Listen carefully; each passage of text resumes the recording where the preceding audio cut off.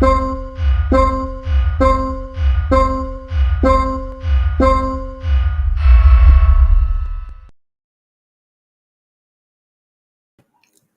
everybody, and welcome to the Dedicated Show.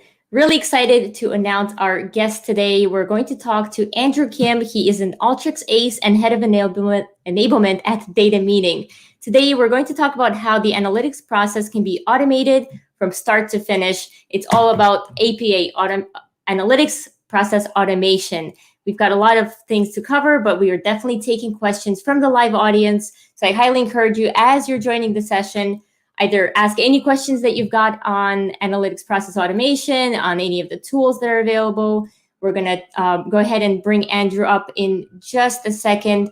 As you're joining, I also want you to let us know where you're tuning in from, because I do think it's interesting as people join the session to know where they're joining from. Is it your morning? Is it your lunchtime? Is it your bedtime? Or what are you actually doing right now? So I'm going to go ahead and bring Andrew up on our virtual stage here. Hello, welcome to the show.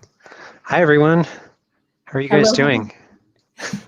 Hi. So we've got some people who are joining here already. Hi, Janine. Great to have you here. So Andrew, where are you joining us from? Orlando, Florida. So it's lunchtime here, getting a little excited. It's finally starting to heat up, as crazy as that sounds. So for us, heat is definitely upper 90s. So keeping it nice and toasty. Yeah. Oh, and I see Paul from Albuquerque as well. That's actually where I have a lot of family from. So really exciting to see Paul. Yeah, see, we've got Deepak here from Bangalore, dinner time, we've got bedtime, we've got lunchtime. So people are joining in definitely at all these different times in different time zones. So grab your coffee or your evening drink, whatever you want to grab, and let's get into the session. So Andrew, for those who might not be familiar with you, it'd be great if you can provide a quick intro. So my name's Andrew Kim. I'm from Data Meaning, which is a consultancy firm. We do a lot of work in the enablement space. So what does that really mean? It means I actually love teaching so much that I actually get paid to do it. So when we talk about this, it's across a variety of platforms, primarily in self-service analytics. So you got Alteryx, my favorite, of course, Tableau, you've got Salesforce, and a slew of other platforms that exist within the industry that are utilized to help drive analytics and insights. Great. So Data Meaning, that's how did that name come to be? Do you know the story behind Data Meaning? Because I really like that name. Yeah, so I mean, when we're looking at data as a whole, it's really focused around what drives value, and then how do you get your data to mean more, right? Mm-hmm. So when you're searching for something deeper, which was definitely the case, this is my first consultancy role, it was really about driving that quantitative value for the entire organization and helping leaders and individuals get from raw data to analytics, and then most importantly to insights. And then the best part of this is action, right? It means nothing to find all these cool things out without actually acting upon them. Yes, absolutely. And are there specific industries or regions that Data Meaning is focused on serving, or is it kind of like across the board? So we have a handful that we specialize in, and then we also specialize in quite a few departments. So when we talk about industries, hospitality is a huge one.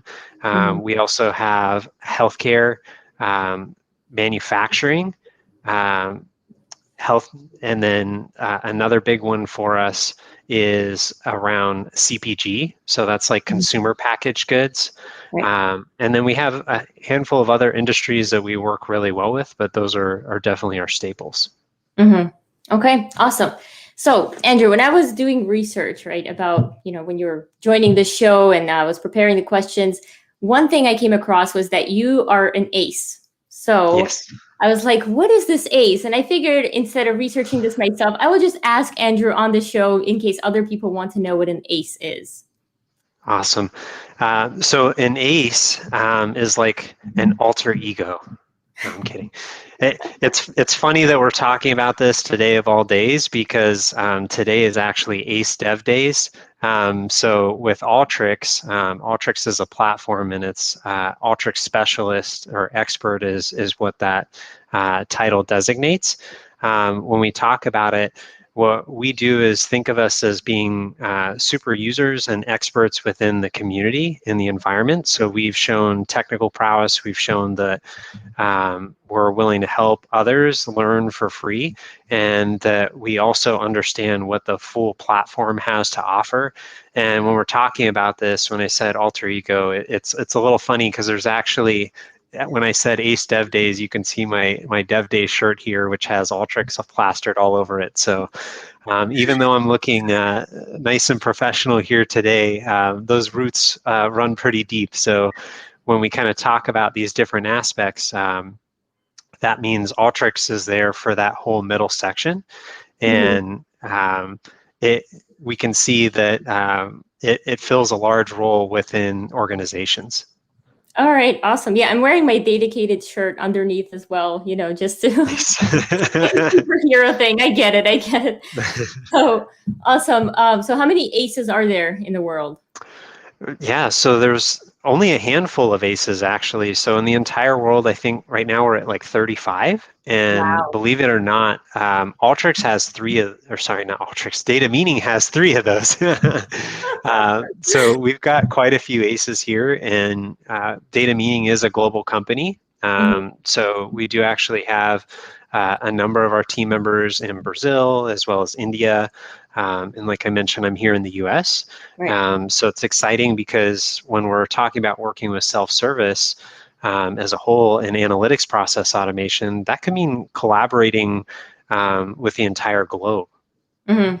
Yeah, absolutely. Well, awesome. Congratulations on being an ace. That's really cool. And congratulations Thank to you. Data Meeting for having 3 of the 35. That's a pretty significant percentage. So that's great. I think as we get into this topic, I think it would be great for us to define what really is analytics process automation and kind of what does that all entail? Mm. That's a great question. So when we talk about what analytics process automation is, it's really focused on uh, automating from those beginning data sets that you have and those sources, right?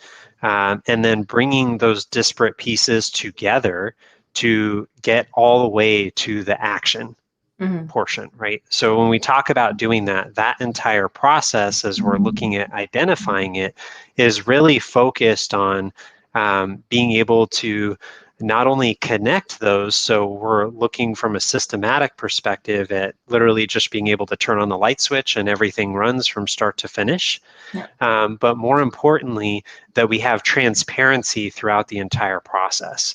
Hmm. So when we look at those components, of course, we could do this inside of a black box and say, ta-da, here's your insights, and you're going to make $1 million this year, Kate. Yes. Um, I think that that was would my be goal, Andrew. That's awesome. well, wonderful. See, then that's amazing, right? But if somebody told you you're going to make $1 million, you'd be like, that's wonderful, Andrew, but I have no idea how I'm going to do that. And so, as we're kind of talking about those pieces, the goal is really to outline that. And something that I like to share with everyone, and one of my passions is actually around looping that communication back. So, as we talk about the process as a whole, what's important is that we are not only looking at those individuals who are responsible for creating the action as our end clients, but Hmm. also the ones that are providing us with that data, right? Because we have all heard of garbage in, garbage out. And as we kind of talk about the data moving faster throughout the entire world, and especially the data ecosystems that we're building, Right. we're functioning in two different capacities here. One is just the sheer volume and speed, And then the other one is also functioning in this gray area that exists. So as we talk about streaming analytics, maybe you're using Kafka, Apache NiFi, or maybe Fivetran, right? Any of those platforms are great, but when we discuss streaming, how many of us are doing streaming validation, right? So when we talk about building these things out, we also need to be able to convey from an action perspective, hey, we're operating in a gray area. And that's okay. So just remember when you make this decision, it's not as black and white as it could be. But still, we have to make a decision. We have to be actionable, right? So that's where we look at from an analytics process automation perspective. It's not just about going from 0 to 100 in 3 seconds flat, right? We still got to maintain control of what we're driving. And if you made $1 million this year, Kate, that's great, but we want to make sure you get to enjoy it too, right? Yes, I'll let you know when I get there. So let's take a question from the audience here. So Deepak has a question, and he's asking something that I think is on the minds of several data analysts, data scientists. Are data analysts going to be eventually replaced by robots? If not, what should we do to best adapt to APA? Ooh, this is a great question. So I love the robot question, especially as all of us are starting to get to work from home, right? It's like, oh man, this is going to be one of my favorite books is Player Piano, and you see all these dystopian novels, like everybody has to go home, right? I don't think that's going to be the case. I mean, when we talk about the sheer volume of data that's coming on board, they were literally just talking. I was listening to the news the other morning, and they were talking about how many uh, videos and photos are uploaded to Google Drive space every day. And it was 500 million videos every day are being uploaded. So when we talk about being able to analyze these things, the approach from an analysis perspective isn't that it's a straight line. It's iterative, it's cyclical. So that means that we're actually generating more work, not for ourselves as individuals, right? But collectively, we're generating more work for us to do. And I think we are going to have to get smarter about how we accomplish that work, and also selecting what creates value. That way, we're not just doing busy work. But the best way we can really adapt is by getting involved in the communities. You can check out the Alteryx community. It's extremely robust. Everything on there is free. You have the Tableau community as well. User groups are important, and that also has a human aspect in terms of networking. And then, of course, you can check out Data Meaning. We've got an incredible YouTube series called Data in the Wild. We're posting videos a couple times a week now. These are incredible, 3 to 5 minutes. And then our goal is actually to be to a video every weekday, which will give you some handy tips and tricks. And then that's going to be at the start of 2022. And you're going to see us build up to that. So you're going to see videos coming out every week. And this is in addition to LinkedIn Live and webinars that we'll be doing. So if you're looking to learn, there's plenty of free content that's available out there. And then a lot of these software platforms like Alteryx give free licenses to students, or if you're out of work, they'll actually give you free licenses. And then the incredible thing is also you'll see that the certifications are either free or cheap. And when I say cheap, it's like $100 or less. So it's incredible for you to be able to capture value in a new job and retrain yourself, all with resources that are available out there. Yeah, that's great. And I agree that there's so much in the community. I know right before we started the call, you mentioned that you do some work with Salesforce and Tableau user group. So can you tell us a little bit about what you do there, and maybe how other people can get involved? Yes, it involves not sleeping for like Who needs that? 4 days a week, right? Yeah, no, I'm kidding. It's actually great. I love doing the user groups. I've done them for a number of years. So I'm involved with the Orlando Alteryx user group, the Tableau user group. We literally just had a session last week on Thursday. We're running those once a month. We've got Tableau Zen Masters, other people joining us for those. And what's great is like people are literally bringing their dashboards to those events and saying, hey, I'm working on this dashboard right now. And then I don't know if you've ever heard of like a Pecha Kucha, which is essentially a very short presentation, like Hmm. 5 to 10 minutes. And Okay. essentially I present like an idea or something that I'm working on, and then I share it with everybody. And then it's, okay, what do you guys think? Or I'm stuck here, can you help me? Right? Hmm. And then you can get feedback in that manner. And we're literally doing that with 100 people on the call, believe it or not. 100 people, and they're giving feedback. And imagine the power of that. Like, Yeah. just think about that for a second. You have a dashboard, and I mean, you have people with 10, 15 years of experience with visualization, and then even some that are brand new, and you're asking them, hey, how can I make this dashboard work for my company? How can I get people more engaged? Right? Yeah. And we're all here to help. And then you'll literally have people offering free time. Just, hey, I want to help you. That sounds like a cool project. So, Wow, that actually sounds really cool. I wish I had something like that when I was especially starting out with data visualization. It's always so helpful to get someone who knows what they're doing to take a oh look at yeah. your dashboard. I remember I found one internally at the company I was working for. That poor guy, I'd always be like, hey, I want to just do this quick thing. Can you just help me? And he's like, yeah. In the beginning, he was like, yeah, sure. And then he's like, you can just Google this. Like, stop. It's addictive because then you could just jump in anytime and just kind of ask them questions. But that's great that there's an actual forum and a place to do that. It's probably better than trying to annoy all your colleagues with the same questions every time. Oh yeah.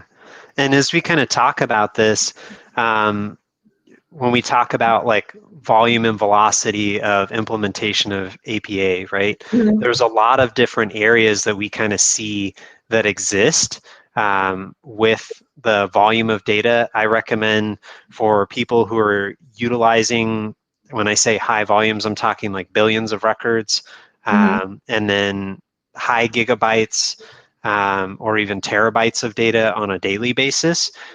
Snowflake, we're using some other type of MPP platform, which is centered around massive parallel processing. A Mhm. lot of that's going to be in the cloud.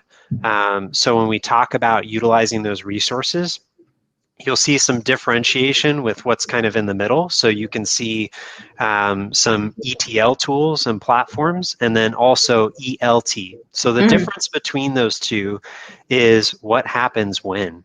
So when we talk about this, it's really extract is the E, Mhm.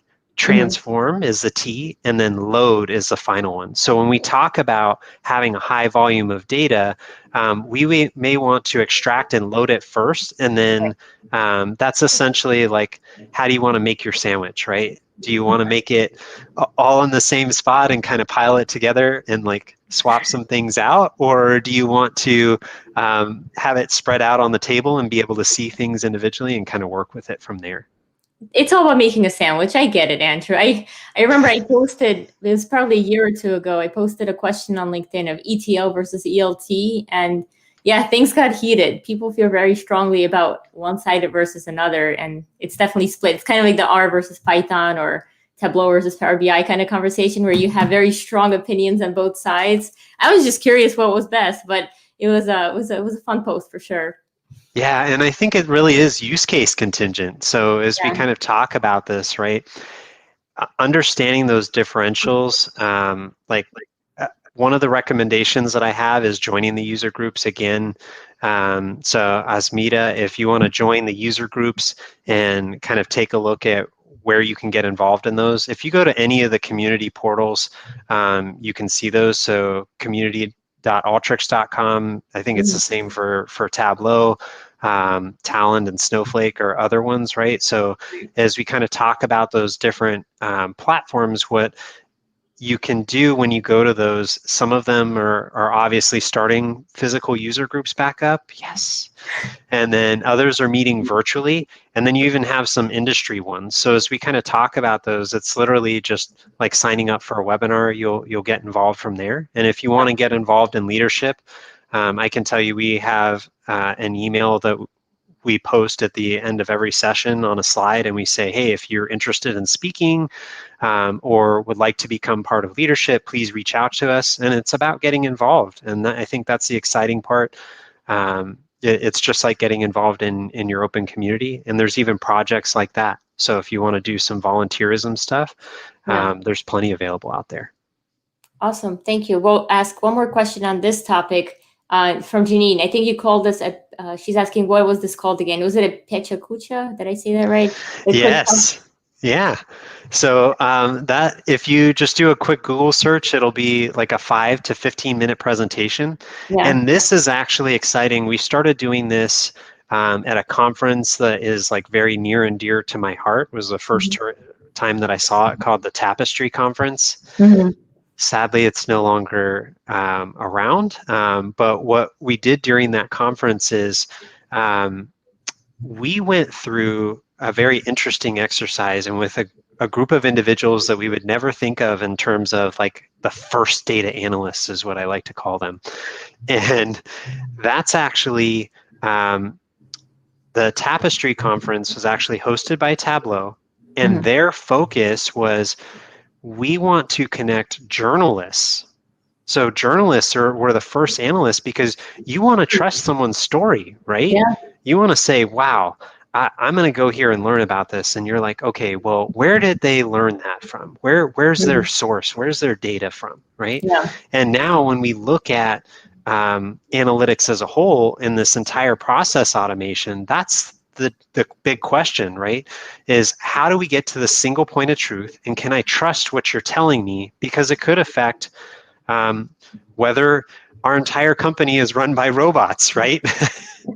Or whether we're kind of going and taking things to the next level and really succeeding. And I look at those as being opportunities.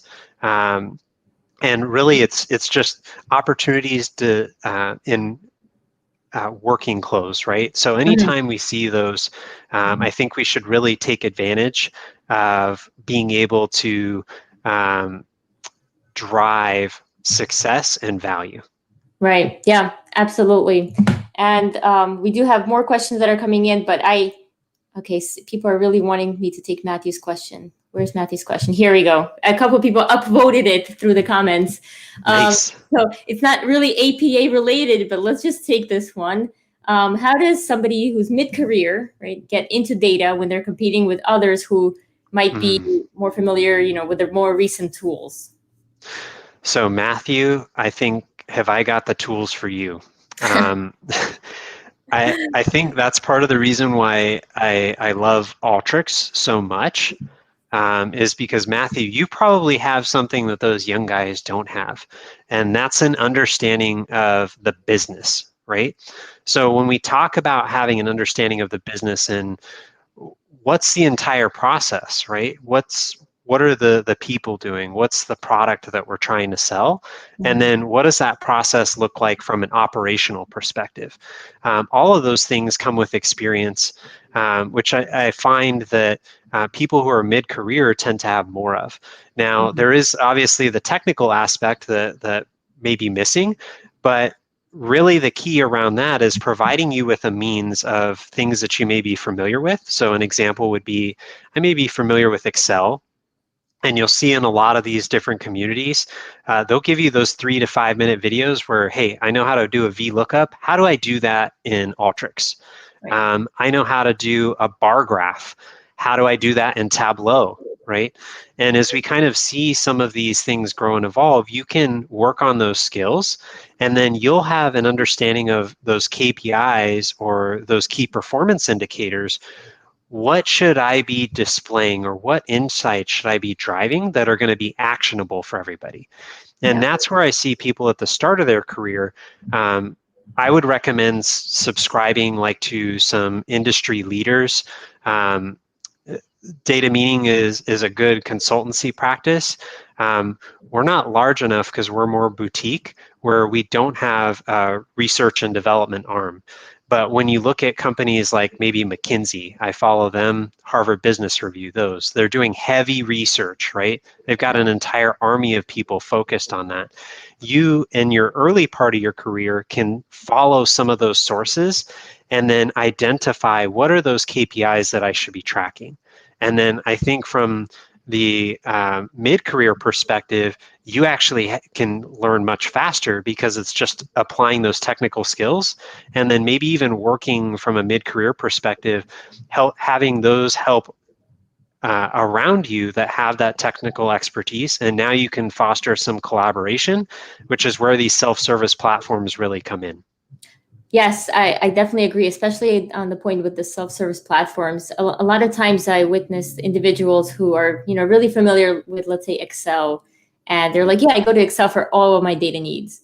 And then you show them kind of how easy it is to build something in, let's say, Tableau that, is just a few clicks versus in Excel you have to sometimes massage it a little bit more and put it into a Yeah. specific pivot table and all these things. And I think it's just, I don't know if I want to call it fear or an intimidation factor where you've just not used it before.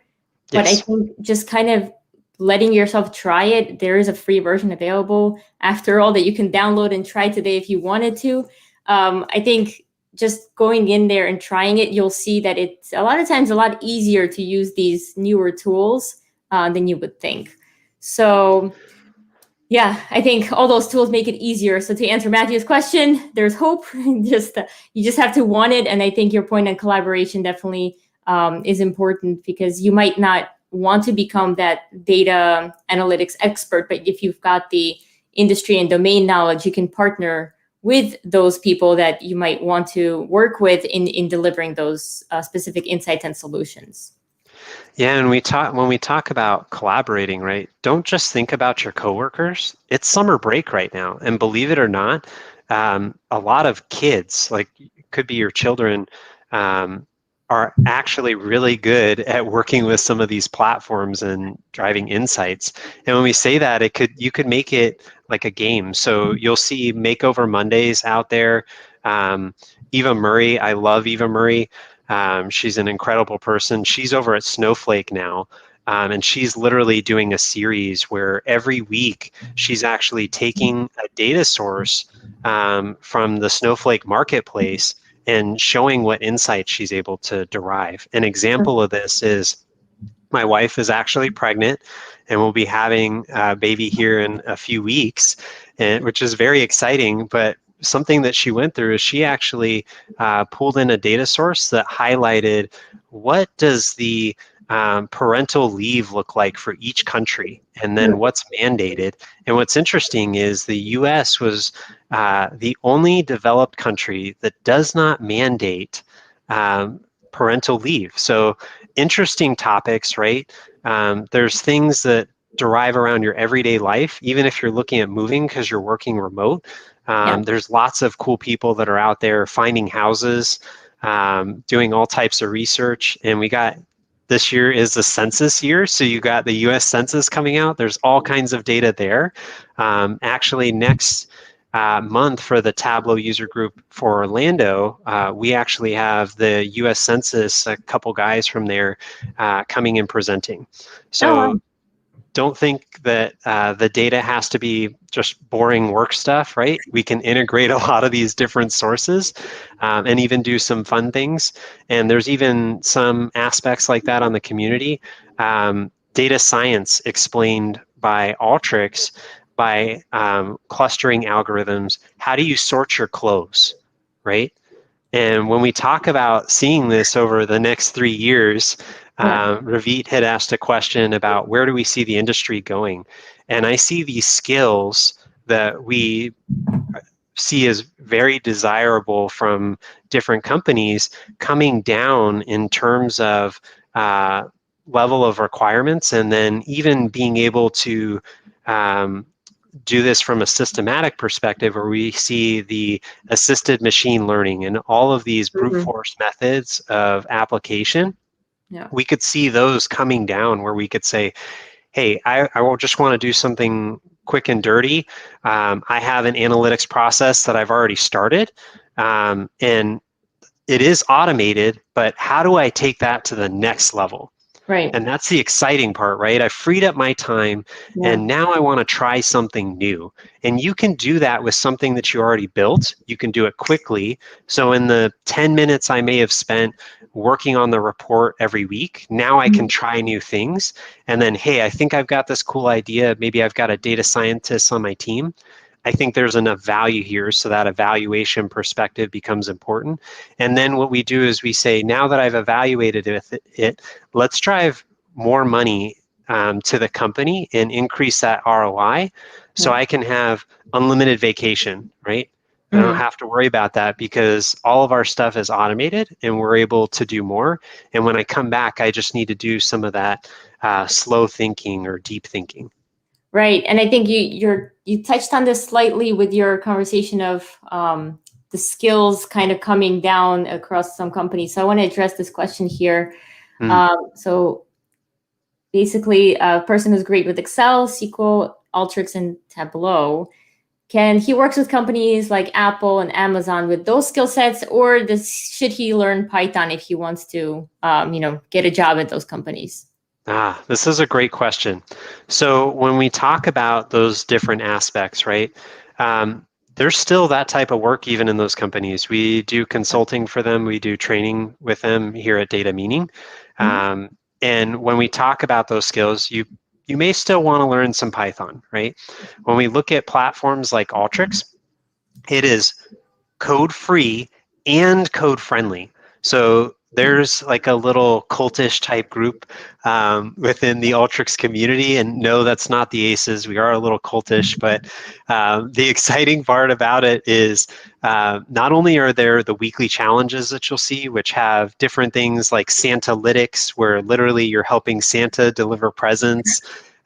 There's all kinds of stuff there on the community, but you also have another level where we say, okay, you solve this using Alteryx, right?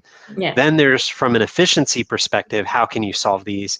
And Mhm. then you can even take it one step further and solve the same challenge with Python, which is literally called snaking through the weekly challenges.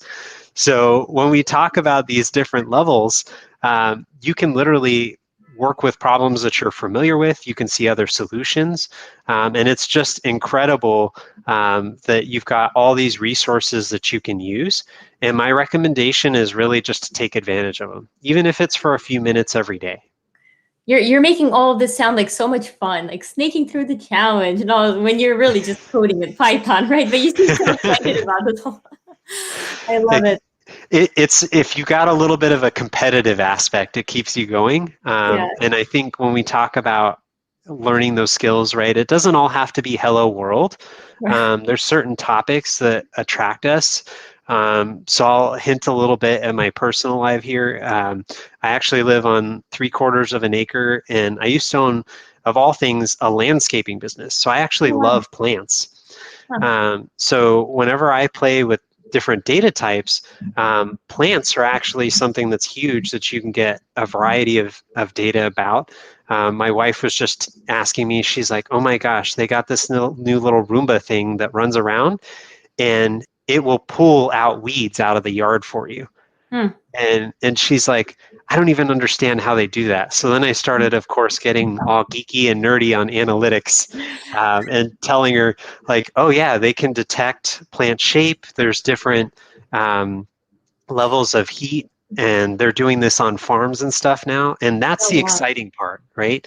Is there's all these different data sources that you can pull in. Don't feel like you have to limit yourself to something that's around work. So did you get it? Did you get the little thing that's going to pull out your weeds or no? I think they still got some more analytics to kind of prove Okay. some of this out. You're afraid it's going to pull out your flowers or something? Yeah, so we're a little snooty, and I think when we talk about what Mhm. a weed is really a plant that you don't want in your specific area, right? Yeah. So we actually plant Florida natives, and we're working on getting a bee box and bats, as crazy as that sounds. That's like Uh, actual. yeah, like the Okay. little Yeah. Okay. guys. Yeah. Yeah. So they help with insect control. I eat a lot of dragon fruit, and they're actually pollinators in the evening. Okay. And then obviously the bees, we're working on growing food and stuff, and we want our environment to be healthy. So we're kind of Yeah. supporting those different aspects. And they actually have, when you talk about like neural networks, different types of data, Yeah. like bats obviously communicate through echolocation, right? Mhm. That's a whole nother level of data that we haven't even tapped into yet. And as we kind of talk about these different things, I think that's what I'm really excited to see come over like the next 3 to 5 years. Yeah, I love this topic, and I know we're not, slowly moving away from APA, but I just want to make one more point. So we've got this robot now that can pull weeds, and you're like, yeah, I don't know if I trust it.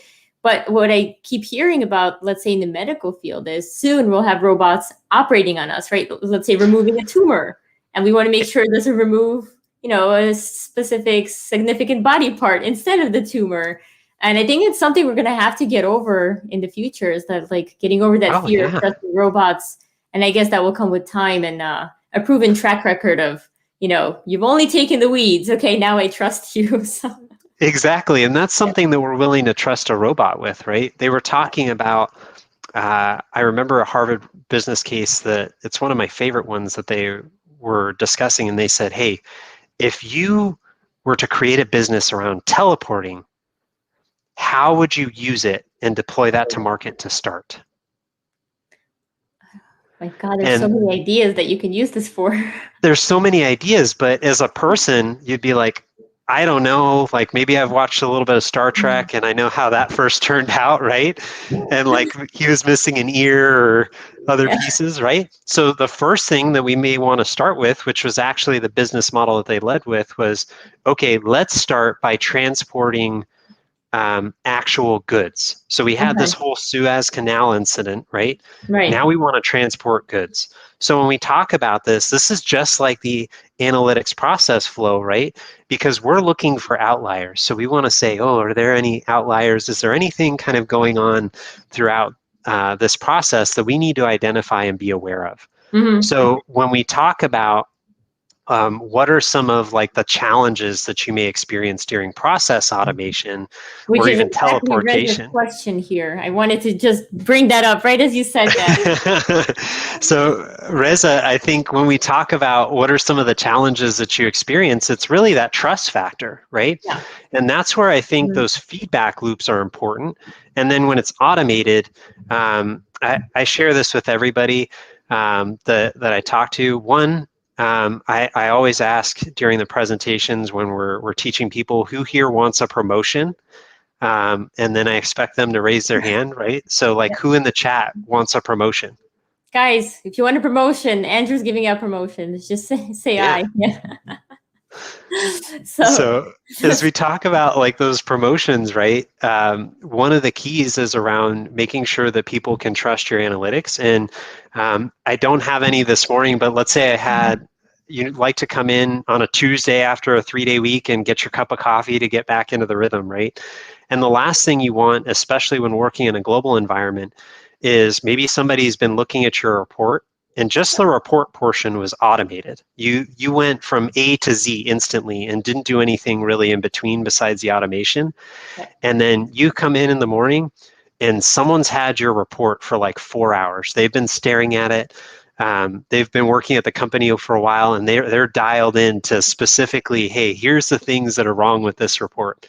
And what we don't want is we're half awake, we haven't enjoyed all of our coffee, and they're like, hey, I see these 5 regions are off. What's going on? mhm, Especially this last year during COVID. And what we can highlight is some of that data gray area that exists.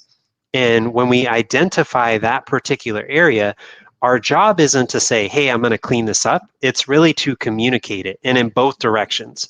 So one is, who is that original owner of the data set? That could be mhm, IT, that could be some other process, right? And you may want to feed that information back to that individual and say, hey, I'm noticing some data inconsistencies here. And then from that perspective, we also want to identify the people who are using these insights to create action. And we Mm-hmm. want to say, hey, we have identified that there are some outliers here. And if all of that communication goes out, you get to enjoy the rest of your coffee in the morning. Yeah. Well, as long as you can enjoy it while it's still hot, right? That's the. Exactly, exactly. Also, we've got some responses on who wants a promotion. So Robert wants one. Akil says who doesn't. Matthew wants a job first, then a promotion. Paul agrees as well, and we got some others. I guess everyone wants that promotion. Now we've covered some of the challenges, right? It sounds like trust is one of the main obstacles in terms of automating this analytics process. What does data meaning do to kind of help either build that trust or overcome this obstacle? Yes. So I think this is the most important part, and I always get a little teary-eyed and emotional during this part because from a consultancy perspective, a lot of people have questions around, oh, a consultancy. That means you're going to come in with these great ideas and build something amazing and flashy, right? And it's going to be so cool. You're going to have to stay here and help me maintain it because I have no Forever. idea what's going on. Yes. And that was actually one of the first questions that I posed to one of our managing partners as I said, hey, what type of firm is data meaning? Mm-hmm. Because what we're working with today is a lot of self-service analytics. Mm-hmm. And self-service should mean that I, as a user, should be able to understand Yeah. and maintain whatever processes are going on going forward. Yeah. Now, what data meaning does is we actually pair in regards to our services. We've got a nice breadth in terms of service offerings. And we do things like creative services, obviously business intelligence, change management, that's a portion of this, right? And then the other portion that I'm heavily involved in is the education and training. So when we Mm-hmm. talk about this, there may be a solution that you're looking at where you say, hey, this currently isn't in my wheelhouse. Maybe you're trying to understand how to get on an MPP platform like Snowflake, Right. and you want to establish that as an opportunity for your company. We can help you go through that change and implementation and get to the cloud. And Mm-hmm. then when we talk about creating insights from there, there may be an expediency that you're looking for, or it may just be we need new visualizations because this is information related to IoT sensors where we have people in the operating room where the robot is operating, right?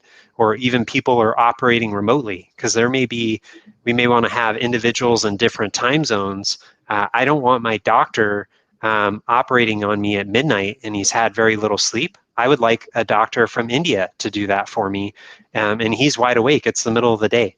Right. And so as we kind of talk about these aspects, what we do is we take you from I just don't have the bandwidth to okay, now it's automated and set up for processing, to okay, now let's also train and enable you so that way you can manage this going forward. And that's really the key. And we also do that with something that we call hypercare.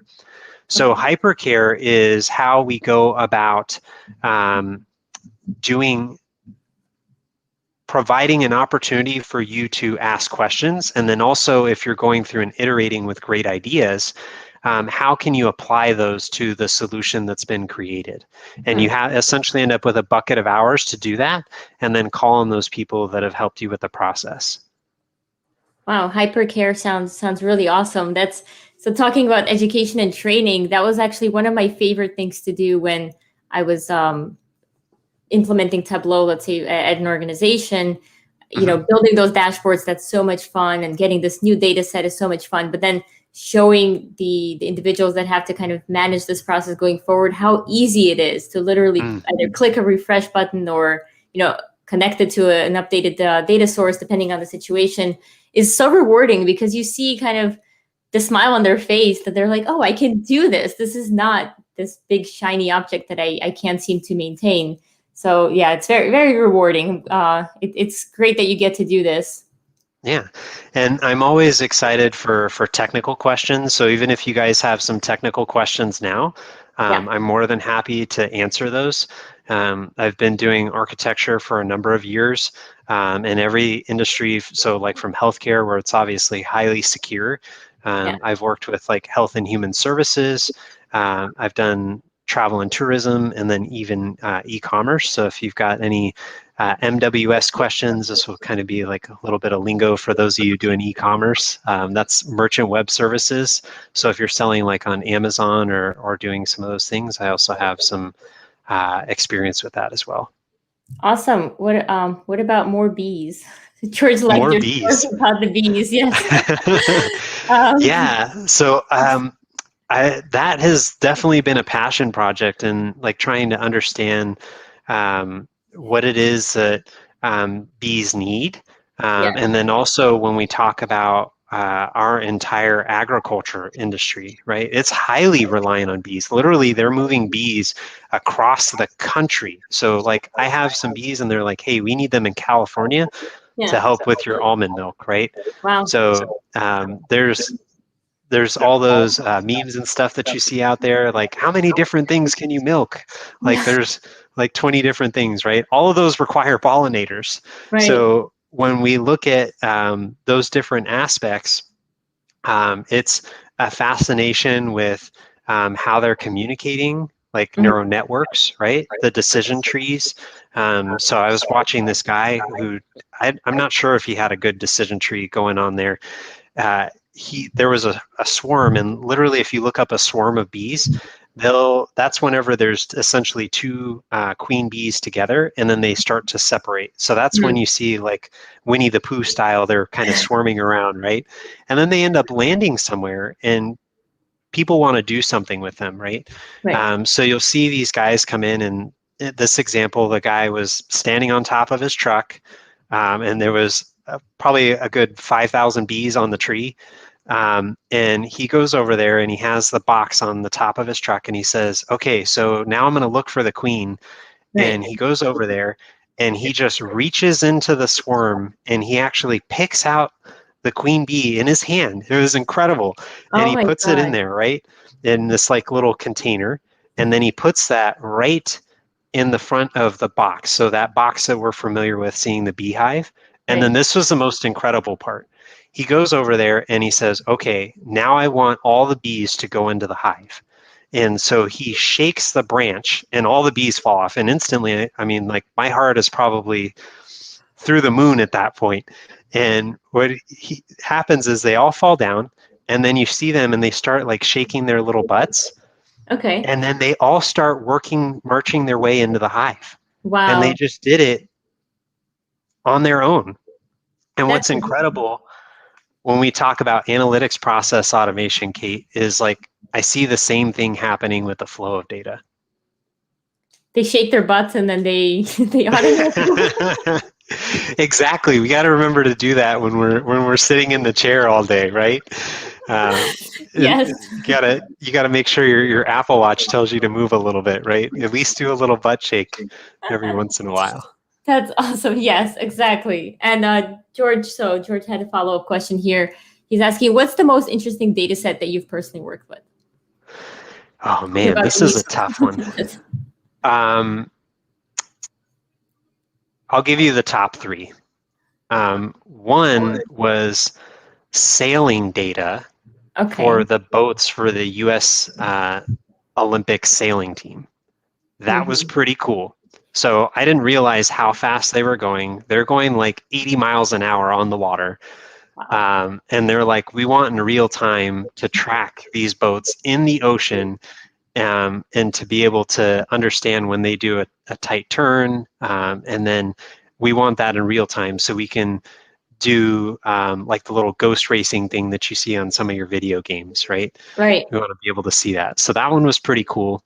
Wow. Um, Another one um, is security breaches. Mhm. So I've done some work with cybersecurity stuff around breach data.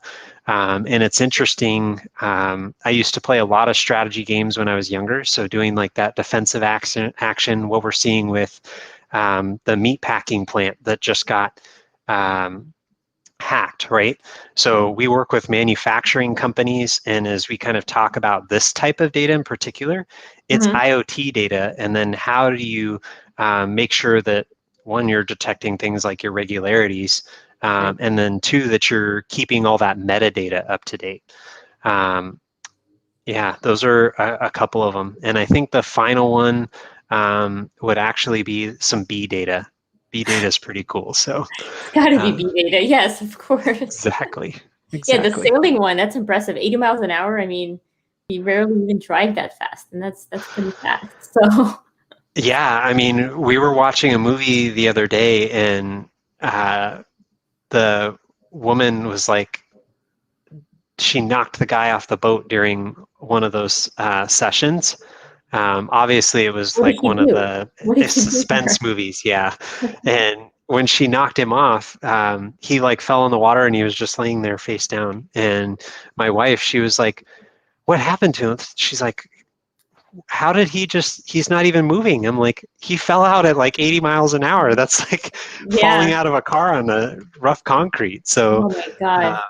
yeah, there's all those data points that we kind of see. And when we think of those data points, they apply like to different industries, right? They apply to different scenarios. And You're I think you're that's reading my questions. I got you now. Because I'm like, you'll have a question on industries, and then I knew you're gonna do that. I could tell. exactly.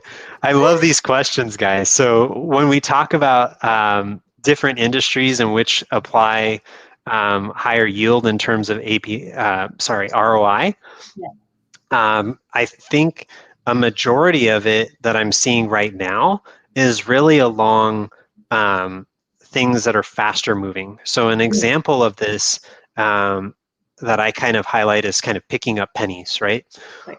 Walmart is famous for doing this. So when we talk about streamlining automation, they were one of the first companies to introduce RFID tags on every single product. Mm. And the reason why they did this is like everybody was like, oh my gosh, you just added 10 cents to every product just so you could track it. And Right. it's like, why are we doing that? And the reason being is, hey, if I tracked it and you go to scan something, right? Um, I don't know how old everybody is on the line. This will kind of date me a little bit. But I remember when you used to go into stores and like half the store would be shut down because they'd be like, don't do anything. We're doing an inventory count right now, right? And when we talk about seeing some of those things, you don't see them anymore, right? Right. And part of that is because we're going from a batch process to streaming analytics. And Mm-hmm. then that means that literally I've identified, okay, 3 products exited. That means we need to order some more, right? And Yeah. especially when we're doing omni-channel, which a lot of different companies are doing this. We even do this, just so you're aware, with our time, right? Mm. As consultants, there are different avenues in which we can sell our services. One example would be, okay, we work with technology partners and they can help sell our time. Another one is we can sell it directly to you, right? And Right. then the final one is obviously we could subcontract out. So you've Mm-hmm. got all those different tiers that exist, and we're seeing this across industries. And when we try and pinpoint those different applications, that's where we see those faster moving pieces kind of occurring and creating more value. Because, hey, if I got increased my rate, let's say $5 an hour, right? Yeah. Everybody's heard if you had the multiplier. Oh, this is a finance thing. Sorry. If you had a multiplier, how quickly, if you multiplied a penny over and over again, right? How quickly would you get to $1 million? And it's actually pretty fast. And the Yeah. same is true with all of these things that we're looking at. So another industry that I'll name that is really kind of doing this is healthcare. So Mm-hmm. healthcare, we see huge gains. And in part, this is because they're required here in the US to track now qualitative aspects of their services. And Mm-hmm. then they're also being driven based off of the value that they provide to their customers. And they end up losing money if they're not providing that value. So your length of Yeah. stay or how long you stay in the hospital, instead of, oh, well, you stayed longer, we're going to charge you more. Mm-hmm. Now it's okay. Average patient is supposed to stay here 5 days. They stayed 2 weeks. guys, what are you doing over there? We're not going to pay you for that. That's your Right. responsibility now. So Yeah. I also don't want to be the person who's staying there 2 weeks when you could have gone home 5 days after 5 days. So I can definitely see this being applied to, I guess, almost every industry. My follow-up question to this is, how long would something like this take, right? Let's say I'm a company mm, and I want some automation for my analytics process. And I know this is probably going to range like crazy different, depending yeah. on the maturity of the industry or the company. But on average, how long would it take to automate that process? So when we talk about complete automation, if you're working, let's say in Excel or something else Yep. right now, that you're in full control of pretty much everything, literally you can do this in the span of like days or weeks. And when I say weeks, like 1 or 2 weeks, right? Mm, Um, when we talk about going beyond that, let's say you're working with SQL servers, maybe you got some Hadoop infrastructure, and you're looking to say, hey, let's take that to the cloud. mm-hmm. Even pushing things over to Snowflake, just so you guys are aware, if you haven't tried it already, they have a trial which gives you $400 in free credits to try Okay. things out. So these things where I was talking about the marketplace, you could even try that for free. Mm-hmm. And then what's exciting about this is even that you can get your data in there. Obviously, hopefully you have a good network connection at home with your internet, but you can get that movement done within the span of hours. Mm-hmm. And then when we talk about creating a whole new process, I mean, again, that can be within the span of months. And when I'm saying that, it's literally, hey, we have all this infrastructure. It may be slightly broken.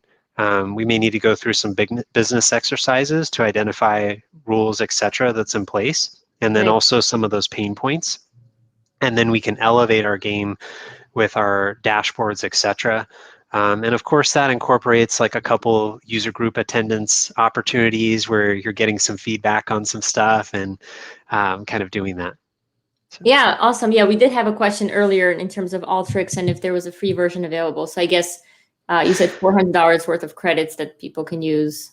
Yeah, so that's for Snowflake. Oh, Snowflake. Alteryx, Sorry. Okay. yeah, for Alteryx, if you're a student, there's a free license. Okay. Um, there's the 14-day trial with Alteryx, and there's a couple different Mm. ways that you can get a free license. If you have any questions on that, please feel free to message me on LinkedIn, and I can kind of connect you with those different resources. Okay, perfect. Well, Andrew, it looks like we went slightly over time, and we have questions that continue to come in. And I wanted to let you know that you can go on LinkedIn and YouTube and kind of answer those questions directly if you'd like. But I think that's Awesome. probably going to be it for the questions, guys. I love the questions from the audience. I think it makes the session so much more engaging and fun. So I really appreciate everyone jumping in and asking those questions. And Andrew, I appreciate all your stories about the bees, the data, the analytics, the automation. You're full of full of knowledge, and thank you so much for sharing that with us today. Awesome. Thank you so much, Kate, for having me on, and thank you everyone for attending. Awesome. All right. Well, everybody have a great rest of your day, and I will see you all online.